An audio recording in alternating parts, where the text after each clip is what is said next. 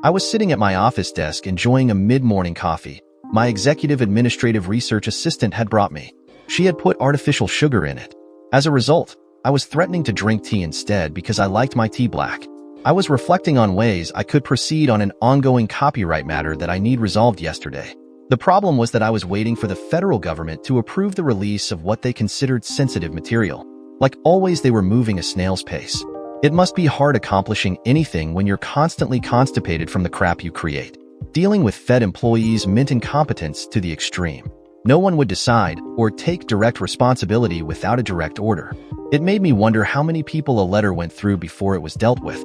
I needed the damn classified information released. Until it was done, I was sitting on my thumbs, unable to move totally on to the next project.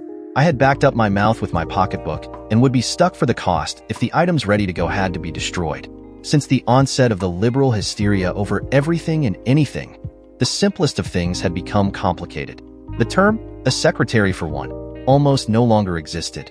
It was almost reaching the point where titles like Mr. or Mrs. were about to become its. I just thought I was getting too old for this shit. "There is a young lady here to see you," Jackie Stoddard said as she entered through my office door. She would not give me her name, but gave me this picture for you to look at. As I looked at the picture, my face filled with dread. Son of a bitch, I thought. Why now? It was of Sharon, my ex, and me. She was in her wedding dress. It had been taken over 18 years ago. It was a part of my life that had taken me a lot of time to put behind me. Looking at the picture brought back the pain, the cheating, and the tears. Those down here who knew me back then had assumed I had come back to lick my wounds. In that part, they'd been right. At that time of life, I did not understand money or power, how it was used for advantage. I had been naive, but no more. Time had changed me. Ask her if her name is either Susan or Sandra Press. I replied as I took a file stick in a zip-locked bag out of a drawer, handing it to her. If it is, use your computer to show her the video that is on this. If she requests a copy, give her everything on the stick and return the original one to me. When she is gone, come back. At that time, I will answer any questions you may have. At 42, I had gracefully accepted the bachelor life.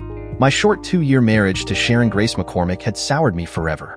As a result, I was unable to blindly trust people I didn't know. People now had to earn my trust, and that was very hard to do. Being 6'4" with a 38-inch waist, I carried my 200 pounds well. After sitting at the office desk all day, I would normally spend 2 hours at the local gym working out. My brownish-black hair was just beginning to show a touch of gray. I could still turn a female's head. As a result, I had a couple of friends with benefits. Marriage and love were not for me. About an hour later, Jackie came back into my office, leaving the door open to return the stick, explaining that the young lady in question still had a lot of questions that needed to be answered. She took a chair sitting down. Jackie, when she got her serious face on, became determined. She would not leave until she got her answers. Looking at me directly with her emerald eyes, she waited for me to speak. "Which one was it, do you know?" I asked. "Sandra," she replied. Who was she and why was she so surprised at what she heard and saw? When she heard the woman's voice and threats, she broke out in tears, saying, "For all our lives, we have been lied to. If what I feel in my heart is true, he was lied to as well." She is one half of a set of identical twins. The clip you both watched was her mother's last words to me in a private meeting. It was held in the courthouse before our first divorce court hearing. That was almost 7 months before they were born. I learned about them through friends, years later. I was not informed by her that she was pregnant. The rest of the items on that stick are details of what would happen if I ever made contact. Her father at that time was employed by the CIA, I replied. He caused me to be fired from the FBI because of his hate for me and with trumped-up charges. The documents on that file imply that there might be a contract on my life. It would go into effect if I interfered with any of them. It has always been a threat I took seriously. Her father was a dangerous, powerful man who always got his way regardless of the cost. She divorced me so she could marry my former best friend. They had been having an affair for at least 3 months by that time. As far as I know, he is their natural father. So how did she find me, and what does she want? As Sandra explained it, she found that old picture in the attic of their home with the name Paul Earl Carlson written on the back. She did a Google search, saw your picture and knew it was you. Then after further searching in the attic, she found a copy of the original marriage certificate and the corresponding divorce. It was almost impossible to find, Jackie stated. From Facebook, she got the name of your hometown and did a web search for a listing. That brought her here. She's come all this way to find a bone marrow match for her twin sister because she believes her sister is running out of time. Why would she come here? I'm not their father. This doesn't make sense. I replied. Her mother was sleeping with her father months before I knew. Sharon's father made sure of that. The law of averages alone makes it logical that he is their natural father. You heard her when she said that marrying me had been a big mistake because I came from the wrong side of the tracks. Her father and my former friend had made her finally see that fact. It appears that Sandra had suspicions. She privately convinced the doctors who were doing the bone marrow test to do a DNA test to resolve her questions. It appears that Mr. Press is not their biological father. What do you think of that? The look on my face must have said it all because Jackie's expression changed from seriousness to a big smile. I had tears forming in my eyes. If what Sandra was claiming was true, it meant that everything my ex had told me so long ago had been lies. I had to wonder if there was a possibility that I was a dad. I knew the moment I saw her that she was related to you, Jackie said as she stood up. She has a certain look that makes that fact so perfectly clear. Are you ready for perhaps the biggest shock in years? Jackie, send the information on the stick to my publishers. Let them know we want the information released in such a way that it can never be traced back. Tell them not to disclose my writing name because my life is maybe still at risk. Stress that I need it to be made public as quickly as possible. Then find someone who can do a DNA test fast and set up the appointment. If I am their father, I want the proof in hand when I go to confront their mother. If it's true, I need a litigation lawyer that's willing to fight for my parental rights. Clear the schedule. I will need to go to Susan's hospital ASAP. I said. Now I've got to go to try to find Sandra. Sandra, it went as I said it would. Could you please come in and introduce yourself? Jackie said. Sandra walked in all her glory. The moment I saw her, in my eyes, there was no doubt. Sandra at 16 was inch by inch a younger version of my younger sister. I wanted to speak, but I choked. I was in total shock. The genetics were visible to the naked eye. I started to cry. I guess Sandra saw it too because her own tears started to flow. We must have looked like a pair of fools. Jackie took a few shots with her cell to capture this life-changing moment. Jackie left us alone to our thoughts for a few. There are times in our lives where we don't know what to do or say. For Sandra and I, this was one. When Jackie came back in, she brought us both back to reality. Sandra, and you have an appointment for blood testing at 1. They promised to do it on a rush. I charged it to the corporate card. Jackie said, I also made arrangement for you to meet your sister, Barbara, at Kuntel's at 3 and reserved a private table. Sandra needs to see what we do. I told Barbara to make sure she had coverage for when her younger children get off the school bus. She asked why. I explained that you had some very good family news you had to share that couldn't wait. I stood there lost in an emotional state, not knowing what to say, while watching Sandra walking towards me. I had so many questions rushing through my mind. I automatically drew her into my arms, holding her tight as Jackie closed the door, leaving us to our thoughts. It was hard for me to comprehend that I was a dad. I had so many questions, yet I didn't know what to say. I guess Sandra was experiencing the same thing. Her body felt like it was trembling. From the moment we left my office, Sandra and I kept it light, trying simply to do everything just right, taking baby steps as we tried to figure it out. After arranging at the clinic for copies of the report to be emailed to me, we headed out for a late lunch. I learned that Sandra had skipped school, drove all day until exhaustion won before pulling off at a rest station to sleep. I felt furious that a girl so young would do something so stupid in this day and age, but bit my tongue. I wondered if I was reacting just like an overprotective dad. It also crossed my mind that I would have done something like that at her age without giving it any thought. I noticed Barb's car as we pulled into Kuntel's parking lot. I know we're here to meet your sister, but I have to wonder why Jackie set this up without talking to you first? Sandra questioned. You're about to see what both Jackie and I did when we first met you. I replied. It will explain to you why we seem to be acting like there is no doubt that Susan and you are definitely my daughters. It will also explain why I was shocked. When the test comes back positive, can I call you Dad? Sandra said. I laughed. With a big smile, I replied. I wouldn't have it any other way. Kuntel's was a family restaurant a little bit better than the Red Lobster chain, with a reputation that was beyond reproach. The owner and hostess led us towards our private booth as soon as she saw me. As we approached our table, I ordered a bottle of one of their best-selling medium champagnes and asked them if they could supply us a few extra tissues. Barbara was sitting with her back toward us, so it gave me a brilliant idea. I asked Sandra if she could hold up for a bit as I approached our table. Hi sis, thanks for meeting me, I said standing at the end of the booth. Looking up, Barbara responded. You look extremely happy. What's up? Barbara, please stand up. There's a young lady I want you to meet, I said, as she stood up while Sandra approached. This is Sharon's daughter, Sandra? Barbara turned around and looked. It was as if she was looking in a mirror that made her young. To onlookers, they could be sisters. Both had long brunette hair, high cheeks, and small ears that laid flat with a pear shape to their frames. Light blue eyes that sparkled. A smile that could melt the coldest heart.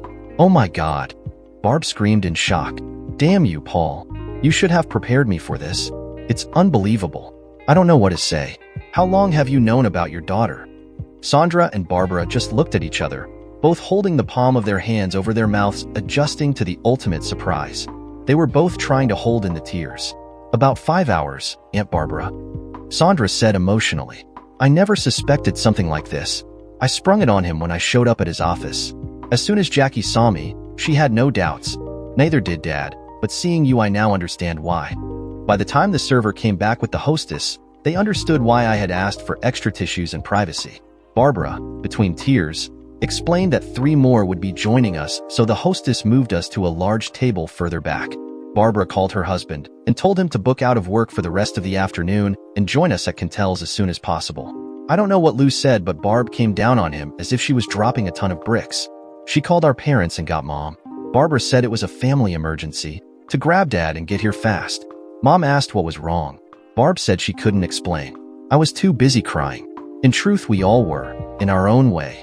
I got a text from Jackie saying the publisher had released the information and it would break on the 6 o'clock news. We had just calmed down by the time we had finished our first glass of champagne. It was Sandra's first taste. I saw Barb's husband and my parents being escorted in. I had to laugh when I heard my dad say in his deep, loud voice, if there's not a big reason, I'm going to be kicking someone's butt. I stood up to greet them. So, did Barbara. Mom, Dad and Lou, I want to introduce you to meet Sharon's daughter, Sandra Press. Barbara said proudly. My mother saw it right away, just like we had. The biggest smile I have ever seen came across her face. I could see her pride growing. One look at Sandra had told her all she needed to know. She finally had the granddaughter she always wanted. My dad was flabbergasted. I loved it because he finally did not know what to say. 3 generations of females carried the same frame and face. When he finally spoke, he said, I see it right before my eyes, but I'm finding it hard to believe. My mother sat beside Sandra holding her hand tight. If Mom had her way, she would never let it go. I knew she was just too emotional to speak. My dad ordered 2 more bottles, trying to hold in his glowing pride. After the server left, with our glasses refilled, I stood up holding one in my hand. I said, I guess I need to explain. Sandra took my cell phone and started to video it all. I disclosed how we had met and what had transpired so far during the day. My dad stood up and spoke. Sandra, we don't have to wait for the DNA test to tell us what we already know is real. As the head of the family, welcome to your father's family's home. Just so you know, you have 2 other aunts with families that you will soon meet. Promise us that no matter where you roam, you will always consider this side of your family your second home. Sandra handed me my cell, and I recorded her as she spoke. I came down here on a mission searching for the truth, not knowing what I would find. This day has totally blown my mind. The truth now revealed has forever changed Dad's and my life. Neither one of us knew. I wasn't sure till I met Aunt Barb. I don't think I ever understood what unconditional love was until today. I'm sure when you meet my identical twin sister Susan, she will experience it too. I scanned the table as everyone lost it. Even my father, who thought it was unmanly to cry, lost it. I could see the tears flowing from his eyes. So much for his stiff upper lip. Mom, holding 2 fingers up, cried even louder. I caught the whole table sharing their joyful tears before I stopped video recording, setting my phone down. Sandra picked up the phone, adding her and her sister's info into my contacts. Sandra began texting her sister, letting her know what she had found before attaching the video to it. Showing it to me, it read, what we thought was possible is true. Sending video, getting blood tests to confirm, using our bio dad cell. I added, watch the 6 o'clock national news. Then send it. You're a twin? My mother asked if she was still in disbelief. Sandra opened her purse and turned her cell phone on to show her new grandmother a bunch of photos of Susan and her together. My mother, of course, demanded copies be sent to her laptop right away. As soon as she got them, she brought them up on the full screen, showing them to all. Sandra turned off her phone before putting back in her purse. That was when I understood that no one she knew had any idea where she was. My phone began ringing. I checked the screen. It was Susan. I stood up and walked away. My dad knew something was up when he saw me tear up. He looked at me with questioning eyes. Sandra mouthed, "It's my sister." My dad nodded and moved on as I answered it. "Hello, this is Susan. After seeing the video, I just had to call." She said, "Mom won't be here till at least 7 because she's stopping at the police station hoping for a positive update on Sandra." I'm still playing dumb. They were here earlier to find out what I knew. One of them left me their card. Any ideas what I should do? Get him to watch the 6 o'clock news. Make it clear he must pay attention to what is revealed about me. Once he has done that, tell him you will talk with him. When your mother and father are not present, be sure to tell him the whole truth. Show him the video clip. You can give him my number so he can contact me. Tell him to send a text identifying himself first before he calls. When he watches the news, he will understand why." I replied, "Once we have the DNA proof in our hands, I can tell you that Sandra and I won't be coming alone. We might be bringing the whole tribe." "What do you mean?" Susan asked. "When I explained to the table that Sandra did this to try to help you, the word will spread amongst the family like leaves blowing in the wind. I don't know how many will come, but those who can, will." I explained. "Why?" she said. "Your family." I stated, "For the Patterson family, although it's old world, blood is always thicker than water. If I am not a good enough match, someone else may be." "Just that easy?" Susan said with doubt. "No doubt on my end, but you will have to see to believe." I said with a chuckle, "After all, we are strangers." We talked for a few minutes before I said goodbye, and she replied in sobs of relief. After ordering our dinners, I explained to the family why Sandra had come into my life today. Immediately, the cell phones got overworked. They called a few people explaining what was going on and told them to pass the word. We needed as many as we could get to go and hope to find a match. My mother became the organizer of what was being planned. "Sandra," my father asked, "how did you get down here?" "I drove my old 1994 Voyager van. It's one step up from Rent-A-Wreck," she laughed. "It's sitting in Dad's parking lot. Son, get that piece of junk to my dealership in the morning. There is no way I could ever let my granddaughter drive back in that. It's a miracle she made it here," my dad said firmly. "I have to admit that at her age you had about as much common sense as she does. She acted like a bull in a china shop. Nothing was going to get in her way." "Okay, so what do you plan to give her?" I asked. "She can pick one out for herself," he replied with a wink and a smile. "If I could have my choice, it would be some kind of 4x4 because of my love of the outdoors," Sandra replied. My dad responded with a big grin because we all were lovers of the outdoors. If the weather allowed, we were either out in the boats, fishing, camping, or hunting. Then off he went, describing the summer I learned to water ski in bare feet. When he got to telling his tall tales, it was like he was holding court, and he had many. I was given no choice. Both my parents felt that Sandra should go home with them. It would not look good at this time for Sandra and me to be alone for the night. Under the circumstances, I had to admit they were right.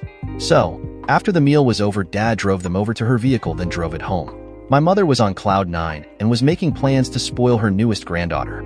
Dad ended up waiting till 1 a.m. for them to get home. It was about 10 at night when the police investigator called me. It took him a good 2 hours to do a background check on me. The mass media was having a field day. The information I had gotten released was causing a lot of questions. We discussed the whole situation and the problems related to it. He said when he saw the 3 generations in the video clip, it erased many questions in his mind. I explained we were having DNA tests done in a rush to prove our relationship and that Sandra was with my parents. As soon as we got confirmation, we would head back.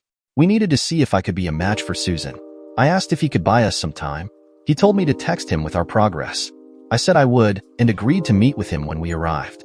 I was later told by Susan that he had reported back to her what we had discussed. I was facing the past again. This time I had a different point of view. This time I would not be intimidated by ex-wife's family's power and money. I would use the mass media, the courts, and the facts to my advantage. I had the resources, the proof, and a willpower that was building to the extreme. I didn't want revenge. I wanted what I wrote about. The justice found only in the truth. I would take it the hard way from 4 people and the federal government. I was sitting in my office the next morning making sure any changes in my schedule didn't affect me that much.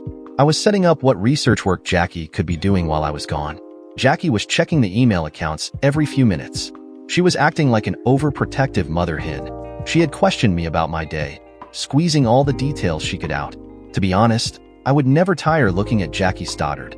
When she was younger, she had to have been ever teenage boy dream. The way her brown hair was styled, naturally accented her soft facial features, and that would capture you by surprise.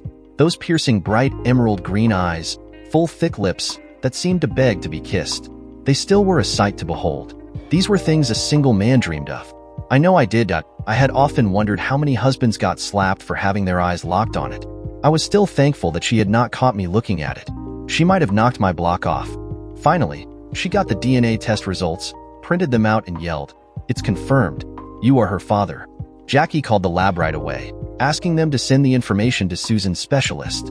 Automatically, she started looking for the toughest litigation lawyer in the state of New York. Once she checked out a few, she selected the best and arranged a Skype chat for me. It went well. The lawyer agreed to work on a percentage basis because with the DNA proof, he felt it was a slam dunk. We would go after my ex-wife, her husband, and her parents for conspiring to deny me my fatherly rights. The court order they had served me with, that restricted me from ever contacting them, not only would be squashed but was proof that their actions were deliberate.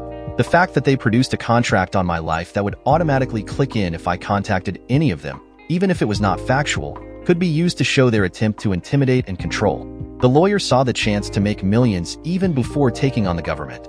I told Jackie to take the gray, dust-covered box out of the back of the safe and send the data it contained by air mail to my new lawyer. It was the legal proof that was needed to prove that Sharon's father had deliberately tried to destroy my career and former marriage. It had taken years of research through several government levels to collect it.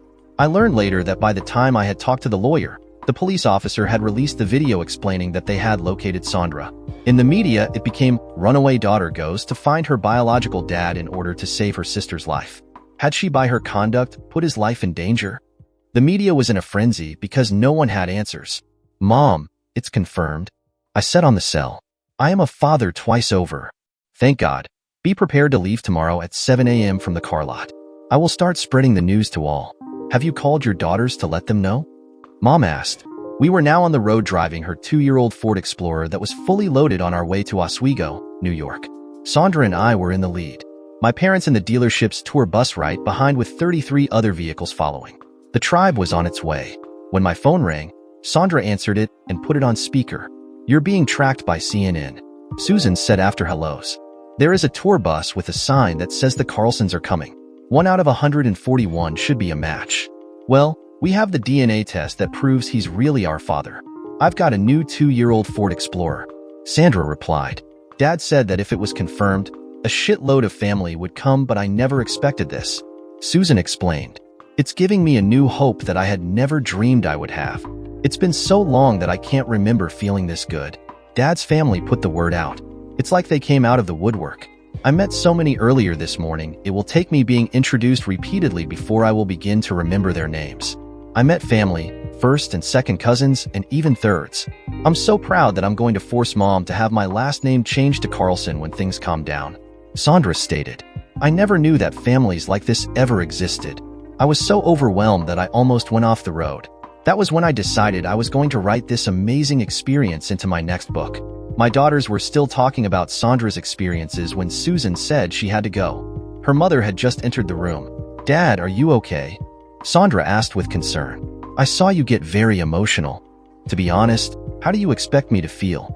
I discovered I have 2 daughters that were raised by a former friend and my ex-wife without my knowledge. One fully vibrates with the fullness of life, the other on the verge of dying. One so strong and independent that she moved mountains without thinking, just like I would. Then I learned that she was already so accepting of me that she wanted to take my name." I replied in pride. "Emotionally overwhelmed," she replied. "God, I was so self-centered I never gave it any thought. I focused on trying to save my sister's life. I wasn't a good match because I inherited a defective gene from our mother. The emotional problems I have caused for all of you are going to be felt for days. Can you forgive me? For what? Coming into my life. For turning everyone I know lives upside down. Hell no, that's what living is all about. You have given everyone that's coming with us another person to love. That's what really matters. It is giving me something I thought I never would have. The chance to be a real dad," I said through tears. "Your new grandparents worship the ground you walk on. My mother has a pride in her eyes I haven't seen in years. To her, seeing her face on you means everything. You and your sister by birth, right, have automatically become her favorite. She's been spoiling us rotten. We went shopping. If she bought me an outfit, she got a second one for Sue." She laughed. saying she had years of smothering us to catch up on. That's Mom. She's always been that way. I replied. You're going to find it impossible to distance her from you. I know I've tried. I said. Barb and my 2 sisters will be bragging about this for weeks. By the time this adventure is over, it will become a family legend that will be shared for years. We had learned that as soon as Sharon had caught the live news feed about our coming, she'd been dealing with major panic attacks. The walls she had built were crumbling down. Susan, whose spirit had been lifted, was feeling vibrant and strong and attacked her as soon as she shut down her phone. Mom, why did you hide the truth about our real dad? Susan asked. When she got no answer, she hit her hard. You hid the truth from us. You passed judgment on us, decided our fate. What gives you the right to act like God?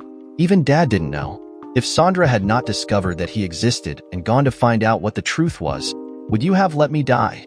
Susan asked, then waited for a reply. Sharon Press realized she had no answers because she never thought that the truth would come out. Her father had hated Paul from the start and had done everything he could to drive him out. Thankfully, just then, Susan's doctor walked in. We received the DNA of a man we did not know. It proved he is Susan's biological father. I'm here to inform you that he is on his way to be tested. It looks like there is a good possibility that he will be a bone marrow match. He should be here tomorrow afternoon, but we are going to have him, for his own protection, kept under protective guard. The doctor said before he left. Mom, my bio dad is coming with 140 others just in case he's not a match. He wanted to make sure I had a fighting chance. Susan stated. He's willing to put his life in danger to give me more than a fighting chance. Why? Sharon asked. To him and his family, blood is thicker than water. Though I am a stranger to them, I am family and family comes first regardless of the cost, she replied. You had to know we look like our real dad's mother. Here, watch this video, I think it proves it all. Sharon watched the video of my family meeting Sandra. There was no doubt there were 3 generations sharing the same face. She could no longer deny the truth. Her daughters had proof. Her and her husband's conduct was coming back to destroy their lives. It was then that a man appeared at the entrance of Susan's room asking for her. When she admitted she was Sharon Press, he handed her a large legal envelope saying, "You have been served." Sharon fell to her knees, bursting in a flood of tears. Susan was so angry she didn't even feel pity. Mom, why did Grandpa feel he needed to put a contract on my bio dad's life? Susan asked, knowing full well she would get no answer. Arnold Franklin Press had just come out of a corporate meeting. It was one of 6 boards he served on while managing his family's money. Just as he started down the hall, he got served. He sat down in a reception area and opened the envelope so he could withdraw the documents. The first one was dual and separate against both him and his wife for failing to allow Paul's legal rights as father of his daughters. The second one was his in-laws and himself. It too was joint and separate, claiming they all had conspired to destroy his marriage and damage his career. There was no doubt Paul would be going for revenge. He was going for their throats. He was demanding sole custody of his kids because if Sandra had not come looking for him, he would have never known. He was raising the question of moral abandonment, claiming that Sharon and he would have let Susan die to keep their secrets. Paul Carlson was smart. In a civil case, they would have to prove beyond a doubt that they would not have let Susan die. With the way the story was being told by the mass media and how it came out, it would be hard to prove they would not. He thought back to when he and Paul were attending university together. They met as roommates their first year, and both had ended up on the football team. Sharon had been a cheerleader, and both had been after her, but Paul won out. Hell, he had even been the best man at their wedding. The problem was that her father had never approved of Paul because he did not come from the right side of the track. Her father had convinced Arnold to go after his daughter, and he'd agreed. He has been surprised how easy it had all worked out. When Paul got hired on with the FBI, Sharon's father had used his influence to keep him busy. Using his power in the CIA to influence the FBI, he got Paul involved in joint assignments that would require him to be away.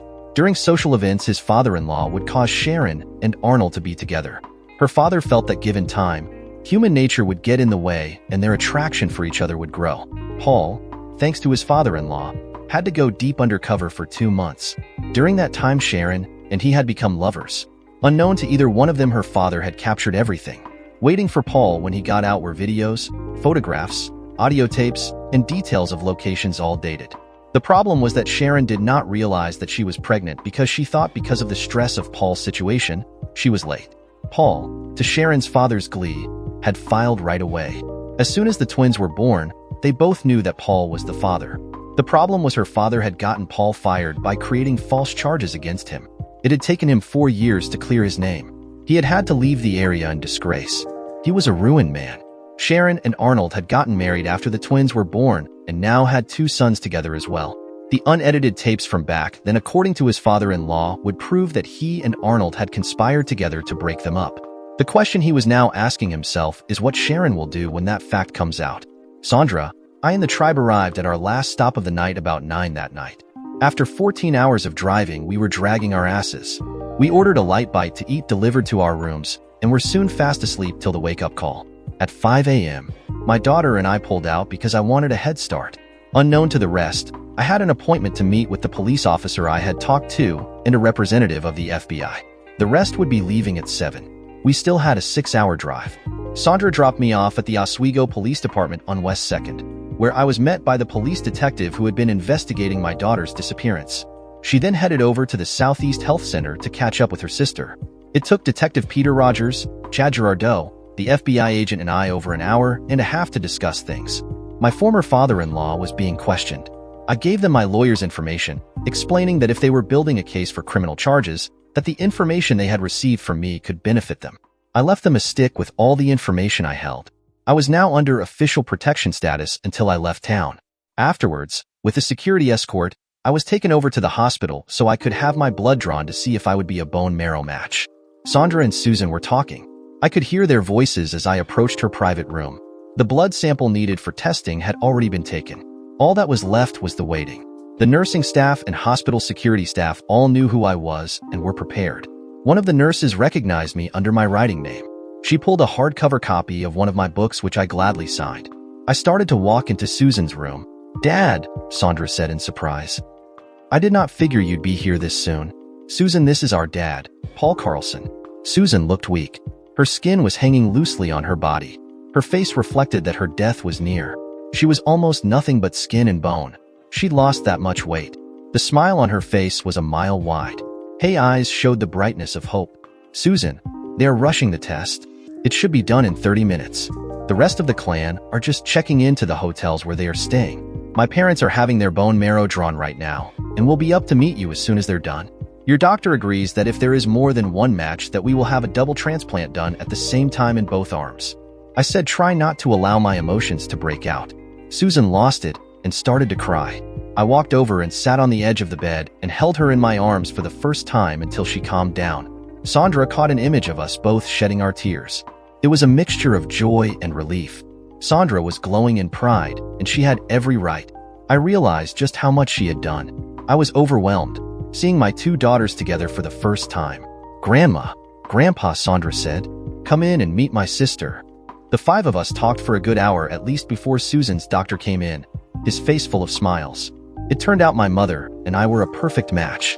"The question I have," Dr. Proctor asked, is, "are you 2 prepared to be checked in so that we can perform the operation tomorrow morning at 6 a.m.?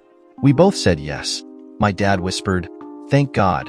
We were praying for a miracle all the way up. Don't you need my parents' permission?" Susan asked. "Normally we do, but we were served with a court order this morning, thanks to Mr. Carlson, that allows us to go ahead, providing him or one of his relatives was a match. It seems the judge agreed with your father's lawyer that your mother and her husband were not putting your needs first," Dr. Proctor explained. "It also states that he will cover all costs that are not covered by insurance." Sandra smiled and said, "I'm not surprised, sis. With what Mom and Arnold did, Dad really didn't have a choice. Legally, he has no rights, so he used the courts to his advantage. Ever delay means a higher risk for recovery. Dad has no reason to believe that they would do the right thing. He made sure there was no opportunity to cause further delay." Just then, a security person came in to inform me that we were about to be on the national news. Susan flicked the TV channel to CNN to discover my alter identity was out. It was now public knowledge that I was the writer of a series of popular books that had been sold around the world. Sandra, Susan, and the doctor were amazed. CNN was disclosing that I was worth an estimated $40 million. Boy, were they off a lot. I was thinking of hollering fake news. My dad and mom looked at me in amazement. They had no clue. They thought I made my living as an independent corporate financial advisor. "My God, Dad," Susan said in amazement. "I have read every single one of your books. They're great." I laughed. After the destruction of my former life, I had to reinvent myself. Writing for me was a type of therapy. I'm glad that I did. It took a few years, but the first book was a huge personal success and it's grown since then. I keep them current, looking at world situation, society views and morals, before exposing the things I do, making sure the raw truth comes out, whether people like it or not. For the first time in 15 years, I got checked into my least favorite place, a hospital. So did my mom. My newest daughter wanted to share a room with me, but the hospital said security would not allow it. Sandra spent the evening running back and forth to 3 different rooms. My dad had called a few relatives to let them know what was happening. Sharon and Arnold were not impressed when they showed up at the hospital after they got off work. The attitude towards them had changed overnight. It was Susan that told them she was being prepared for surgery first thing in the morning. She was going to receive a double transplant of bone marrow. Susan explained it had all been taken out of their hands by an order from the court. How? Sharon asked. Mom, Arnold, my bio dad is a perfect match as is his mother. Both are going under so I can be given a double dose. Both want to see me recover fully, regardless of the cost. Susan said. Mom, do you know who Jason Blackstone is? He's your favorite author. You know I know that, so why do you ask? Sharon replied sarcastically. You're right, but did you know that Jason Blackstone is a pen name? His real name is Paul Earl Carlson, and he's my bio dad. Sharon and Arnold's faces went white. They had hoped the upcoming court case would go away after a few days by throwing money at it. Paul's net worth made it clear it wasn't money he was interested in. It was justice. Paul had always believed in law and order. That was what had made him a successful agent until he was terminated. Mom, did you know your father has been in FBI custody all day? You might want to check with your mother to see if he has made it home. Can you explain why that is happening? Sandra and I would both like to know, Susan said with a big smile. Sandra is somewhere in the hospital, either in Dad's room or Grandma Patterson's if you want to see her, Susan said as a dig. Sandra and I were in my hospital room discussing how she was going to deal with her mother when Sharon finally caught up to her. The security guard knocked on the door before sticking his head in. Mr. Carlson, do you know a person by the name of Jackie Stoddard? I said yes. He opened the door and in she came. Jackie had been my sidekick for 10 years. I had stood by her as her former husband divorced her because he had gotten his assistant pregnant. She was now 35 years old and a single mother, with her children grown up. She was trying to learn how to enjoy the single life. Yet she still wore the diamond from her wedding set. My family loved her. I did too. I had often wondered why she hadn't found someone. What are you doing here? I asked. I'm here to do what I've always done.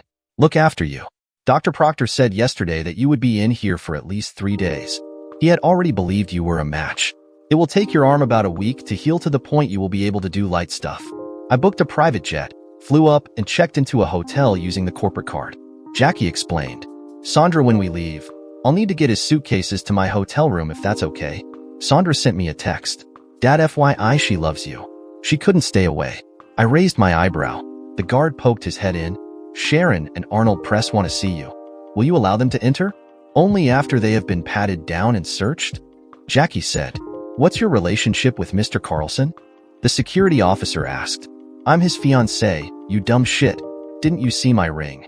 Jackie replied. Sandra winked at me and mouthed, told ya. I laughed. As Sharon and Arnold entered the room, they heard Sandra speak. Dad, based on what I know, I would not trust these two for a moment.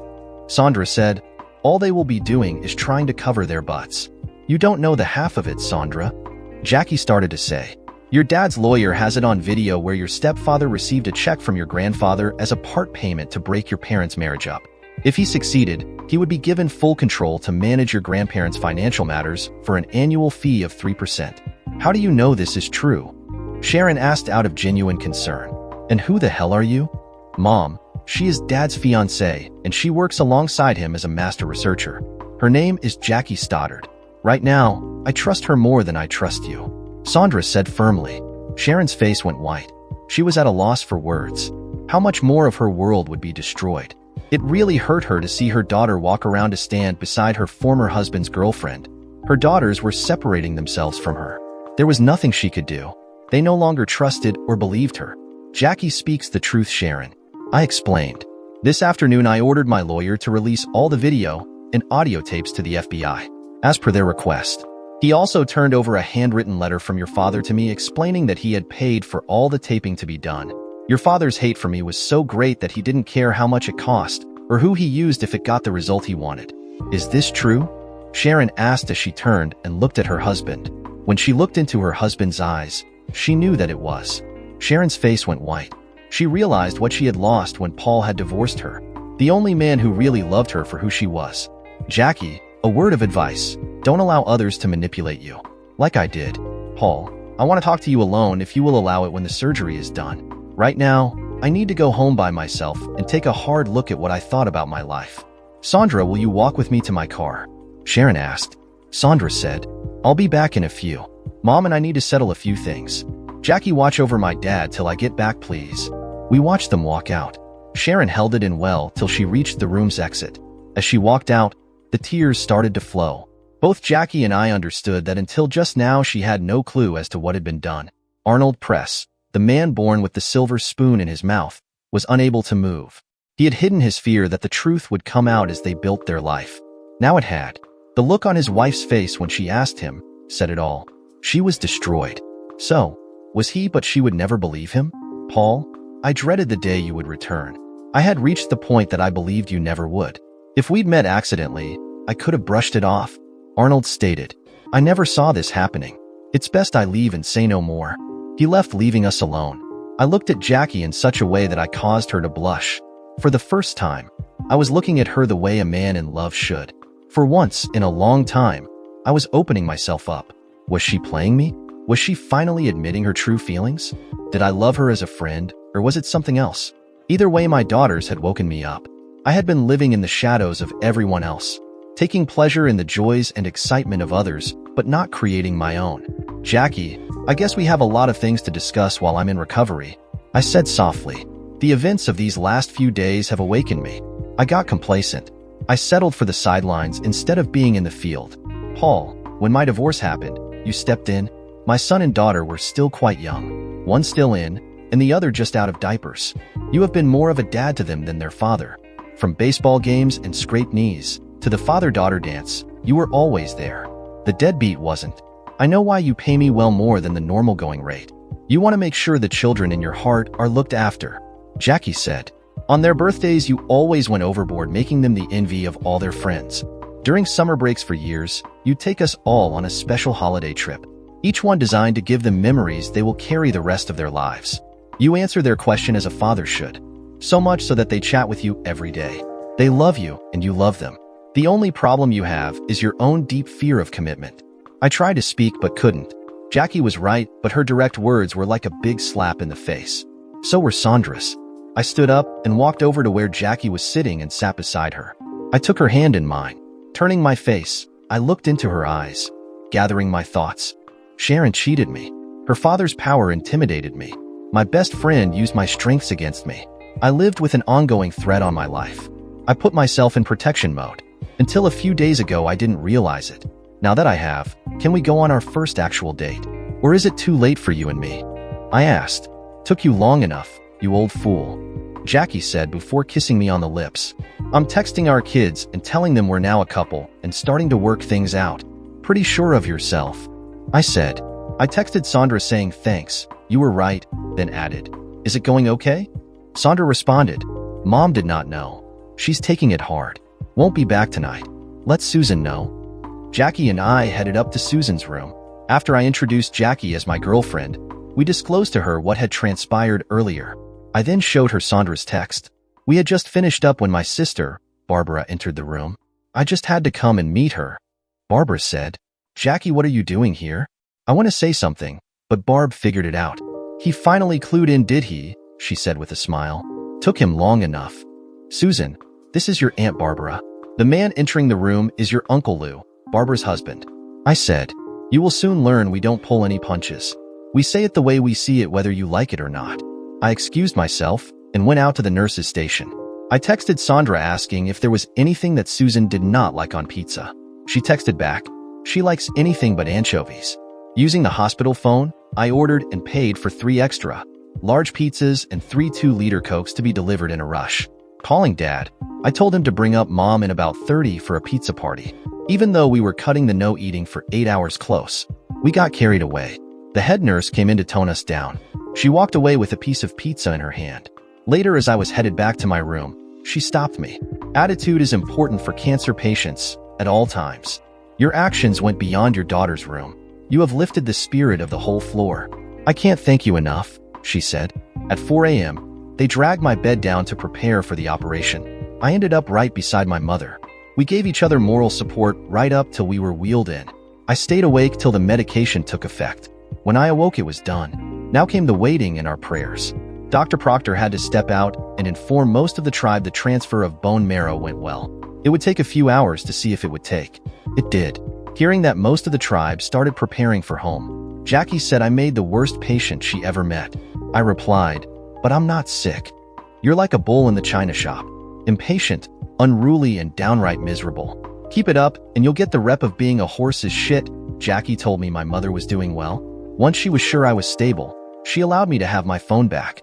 First thing I saw were texts from Jackie's daughter and son, both saying the same thing. It read, "When does she get her engagement ring, Dad? When do we get to meet our new sisters?" "Jackie, you got a couple of smart kids," I said, handing her back my phone. "Look at what they wrote. I told them I was coming to Oswego to watch over you after the operation." That led to a lot of questions. It ended up with the whole story coming out. They weren't that surprised. When I asked them why, they replied, "Mom, he's always naturally treated us as if he was our dad. Most of our friends wish their dads were like him. Now we refer to him as if he's always being our father," Jackie explained. She finally paused to read the note. She looked at me with tears in her eyes. "I guess we're going to have a really short engagement," I said with a smile. "Have you heard from the twins?" "Sandra and her mother are with Susan. They say she is doing well, all things considered. Even though she's still drugged up, she's asking a lot of questions," Jackie disclosed. "Sandra has heard all about the pizza party. Susan can't get over how much she looks like her aunt and grandmother. Says she can't wait till she can have a girl's day out with them when she recovers. Find me my pants. I want to go to her room. I need to see for myself how she looks. Then we will check on Mom," I said. Well, the nurses tried to stop me, saying it was too soon after surgery. I would have nothing to do with that, so off we went holding hands. Surprisingly, my pain was manageable. Jackie and I could see improvement in Susan as soon as we walked into her room. Her complexion was returning. She was not so white. I couldn't see death lingering.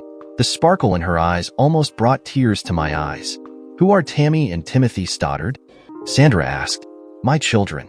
Their ages are 13 and 11. Why?" asked Jackie. "I got a Facebook friend request from them this morning." "So did Susan," Sandra stated. "Well, you both need to read what they sent me," I replied as I handed Sandra my phone. Sandra read it, smiled, then passed it to her sister. "I want this back so I can add their phone numbers to my contact list." Sharon asked if she could talk to me privately for a few minutes, and I said yes. We left the room and went to the floor's waiting room. "Paul, I had a long talk with my mother last night. She had to admit she remembered Dad's hate towards you, but she never expected this. I haven't decided what I'm going to do. My daughters want to finish the school year here and then want to go live with you. They have requested to have their last name changed to yours. Both feel that what Arnold and I did is unforgivable," Sharon disclosed. "I don't have the strength right now to argue with them. Both made it clear if I refuse, they will go to court to force the issue. It's clear they no longer trust me, and I can't blame them for that. If we went to court with what has happened, we both know the girls would win. The question is, will you let them come? You know my family. They would not let me refuse, no matter how I felt. I will gladly take them, so will Jackie. It just means we will be buying a bigger place than I planned. I will drop the suit against you if you agree to joint custody," I replied quite honestly. "The suit still goes forward against the rest of your family. The twins are old enough to decide the rest, as the court would say. Sharon, my parents, when my siblings and I were young, taught us if we couldn't be honest on little things, how could we believe on the big ones?" I explained. "Your problem, Sharon, is that you got caught in a big one. The twins are questioning everything they can remember, seeing it in their new light." "I understand because I've been doing a lot of that myself," Sharon said sincerely. "It makes it easier, I guess, because I now can see it from both sides." She agreed to joint custody. I offered to pay for their name change, but she declined. We walked back into our daughter's room together. The girls' eyes were dead, locked on us. I could not help wondering what they were thinking. "Jackie, it looks like we're going to be looking for a 6-bedroom house at least," I blurted out. Jackie smiled and the girls screamed in delight. Sharon said, "Girls, your father and I agree. You get your wishes if Jackie will go for it. I'll call the lawyer tomorrow to start the legal process to get your name changed." "Paul," Jackie asked, Are you ready for this? A house with teenage kids. No one is ever ready for anything, but we will all adapt. I am just getting used to the idea of two carrying my name. I said honesty. Make that 4. Tam and Tim want you to adopt them. They're already signing their name as Carlson, Jackie said. Call Roger Mauser's firm, so he can get one of the lawyers starting the paperwork. Then text the kids to let them know our plans. When we get back, let's find out which area has the best education system, so we have idea where to look for our new home. I said. Sandra picked up her phone, opened her contact list, and hit call. She then put on the speaker. Hello, I heard Tammy saying. Who are you and what do you want? This is Sandra, your soon-to-be older sister. Is Timothy with you? She explained. Can you prove it because I can't? Tammy said, Dad, when he bought us our phones, taught us not to take phone calls or messages from some unidentified source without proof. Seriously, are you scamming me? Tammy, Paul and I are getting married. Jackie spoke out. You were talking to Paul's daughter, Sandra. Just so you know, Tammy, we are all going to be Carlsons too. Susan and I are going to have our last name changed. Dad and your mom have started the process so he can adopt you both and have your name changed to Carlson too. Sandra said, Sweet, let Dad know it's about time. How is Susan doing? Timothy replied, We have been waiting to hear. Jackie and I looked at each other. Between the two of us, we were witnessing the first conversation of what would become our blended family. She took my hand, squeezing it, to show her support and pleasure. I am improving. Susan said, So far so good. I will send you both a text so you can add my number. Susan, Sandra, my sister and I feel you should know that your father is the only father we have known. Our bio father was gone before we got to know him. Your dad filled in better than any of my friends' parents did for them. Mom has been in love with him for a long time. When we get together, we need you to accept the fact we are sisters and brothers. Nothing more, nothing less. Tammy and I won't allow you or us to come between them. Timothy said firmly. Both of my daughters agreed. Jackie looked at me through tear-filled eyes and said, They're showing your morals and standards. You should be proud. They took your values to heart. I was. Jackie and I said goodbye for now and headed down to see my mom. Dad was sitting with her when we walked into the room, taking them both by surprise. My dad saw a certain look coming from Jackie which caused him to smile. The old man knew something was up. Mom said, You're up and about already. Have you seen Susan? How does she look? Her complexion is starting to return. Her spirits have picked up, so it's looking good, but it's still too early to tell. I replied. We need to have a serious talk if you both have the time. We're not going anywhere, so let's get at. My dad responded. Susan and Sandra will be coming to live with me at the end of the school year. They both will be changing their last name to ours. I said, Sandra has agreed to joint custody and the name change. It was the twins' idea. That's wonderful. Both my parents said. That's not all. Jackie added, Your son has decided it is time he made an honest woman out of me. Elizabeth, are you ready to help me plan a wedding? My mom got teary-eyed. My dad had a great big smile on his face. They did not have to tell us they approved. We knew. I will be adopting Tammy and Timothy, and they will be taking my last name also. Jackie and I will start house hunting as soon as we get back. I added, What got your head out of your butt? My dad asked. We all knew how you both felt about each other for a long time.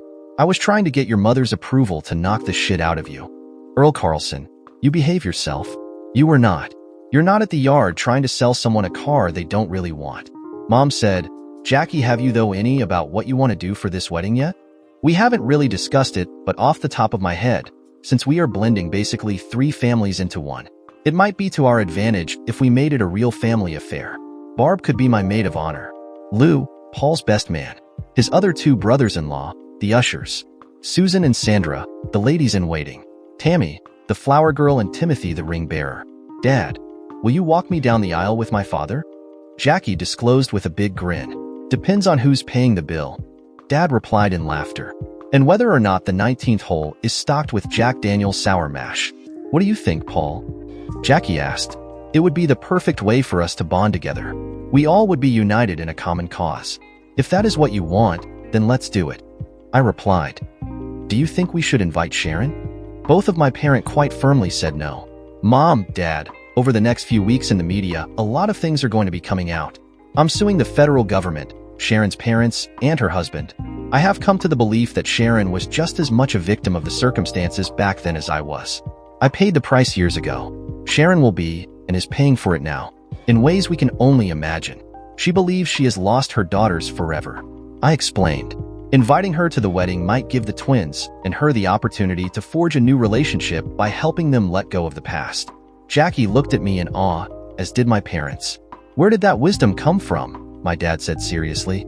It's what these last few days have done for me, I replied, while holding Jackie's hand. Sandra coming into our lives started me back into grasping life, not just observing it. We went back to my room where I promptly went back to sleep. The operation had taken more out of me than I realized. Jackie never left my side. As a result, she watched the mass media news. Christopher McCormick had been arrested, so had Arnold Press. Both were facing charges of lying to the FBI. The person behind the company named as having taken the contract on my life had turned state's evidence. My lawyer had released the information on how and why I was fired from the FBI. The feds had begun an internal review. When I woke up, Jackie caught me up with it all. Dr. Proctor informed us when he came in that both my mother and I would be released the next day. You will have to see your regular doctor for follow-ups and to get the sticks removed. He said that Susan was doing better than he expected. The big question was how her body would respond as they weaned her of all her meds. We went down to talk to my parents. They were not leaving the city until they knew that Susan was completely on the road to recovery. It was decided they would fly back on the private plane with us. Dad booked into the same hotel as Jackie. The hire driver was instructed to head back with the bus. Over the next few days, the mass media revealed the deception, backstabbing, and the political deals made that enabled Chris McCormick to destroy my marriage to his daughter and my career. They spent one day alone discussing how Sharon's own father had manipulated her into believing the rumors and lies. Sharon was publicly dissected like she was a frog. Jackie and I were headed up to visit Susan for the last time before heading for home. Dr. Proctor had proudly said she was well on the road to a full recovery. I guess someone didn't like the bad press concerning the feds' past dealing with me. The security release my publisher and I were waiting for was granted. It allowed the over 1 million hard copies being held, released. In less than 2 weeks, they would be out in the retail market. I had 2 first editions delivered overnight to me. After I signed them, Jackie wrapped them for me.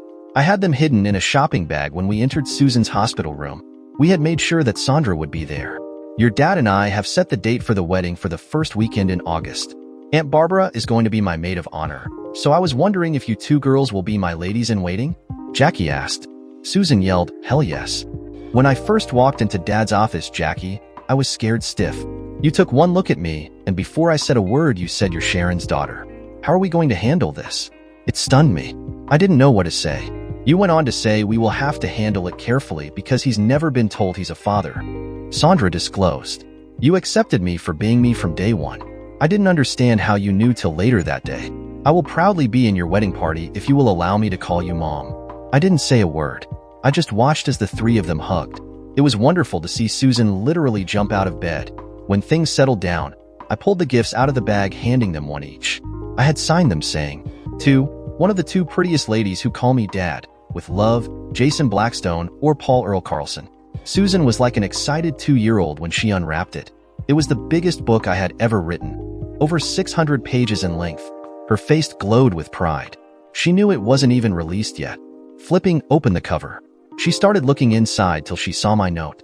Then she lost it. "Dad, you have already done so much, I didn't need this." She sobbed as she ran into my arms. "Before you came into my life, the hospital staff were saying that I just had very few days left." Sandra knew it too. I don't know what got into her mind to go into the attic, but I'm glad she did because it brought us you. She was holding me so tight I thought she'd never let go. Sandra watched us for a few seconds. "Dad, you need to know. Dr. Proctor believes if Susan had have gotten one transplant, it would not have worked. It was the double that shocked her body into repelling and replacing. In the last 6 days, she has gained back 10 pounds. Sandra explained. "I didn't even know if you would come, but there was no hesitation on your part. You brought a tribe. Thanks to the family, I'm getting my best friend back. How's your mom holding up?" I asked my girls, trying to change the tone. "She's filed for divorce. She is going for therapy to help her deal with a lifetime of lies. She says she understands now what you had to go through so long ago and is ashamed." Susan said, "No one," she now says, "but someone who has gone through it understands that it is a living hell. If it wasn't for her work and personal friends, she would be totally lost. Mom is strong, she will get through it. The key will be getting her to trust again. Right now, she does not know who or what to believe." Sandra stated, "Even with the support of family, it can take years. It requires an act of faith that gets triggered in an unexpected way, for someone to begin totally trusting again. For me, it was Sandra walking through my office door. I said, "Thank God you did." Paul had me believing I was going to die an old maid waiting for him. Jackie added with a sense of humor, "Now girls, stand beside your father so I can capture a few images." The best one becomes an 8x10 that will sit on his writing desk. We stepped off the plane to a big surprise. Jackie's parents and children were there to greet us. No sooner was I off the steps than the kids jumped me, almost knocking me down. Their excitement was contagious because it affected us all. My dad got a real kick out of hearing them call me Dad. I had to go through the welcome to the family stuff. That was when it hit me. Timothy was going to have 2 older sisters and 1 younger, just like me. It took us all by surprise when Tammy went over and hugged my mom saying, "I'm sure glad you're becoming my grandmother." I stood there reflecting on how fast my life was changing, seeing the unexpected blessings now coming into my life. What Jackie and I had been working on before Sandra dropping into my life was now going to be shelved until after our wedding. Jackie knew our needs, so I would let her find what we needed. It would give me free time to attempt to write the first fiction book in my life. The rest had been exposes of corruptions and cover-ups. We kept in contact with the twins. Jackie found us a 20-acre property that we bought. It came with a barn that needed repair. Susan was constantly improving and had returned to school part-time. We had a firm design our house out of steel and brick. Jackie got everything she wanted. I got an outdoor built-in kitchen, a large patio, an in-ground swimming pool, and my 4-bay garage. Jackie, being out of the office more than she was in, allowed me to work harder than before. My publisher had one of their own staff editors work with me. I let the words flow because I knew it was coming from my heart. I pushed out over 300 pages before I was done. It would be the first book published in my real name. Sharon had used my lawyer, with my approval, to divorce Arnold. It was a fair divorce, but she stuck him for alimony and post-secondary education costs. He'd be paying and paying for years. My cases were all in mediation. It seems they had lost the will to fight. Tammy, Timothy, Jackie and I were waiting for the twins to arrive. Their last day of school had been on Tuesday. They had called to say they were an hour or so away. It was Timothy that saw them driving up the long driveway of our new house. We were all outside the front door before they came to a stop. When they stepped out of the Explorer, I discovered I had a big new problem. Susan's recovery had been amazing because I now could not tell which was which. I looked at Jackie and she whispered, "We'll figure it out." Timothy, being the big brother, carried their luggage to their rooms as Jackie proudly showed off the house. When they finally got to my office, sitting on my desk was 3 copies of my latest book called Unexpected Blessings. It was a fictionized story of us. Dear listeners, please share your thoughts in the comments section below and don't forget to like, share, and subscribe.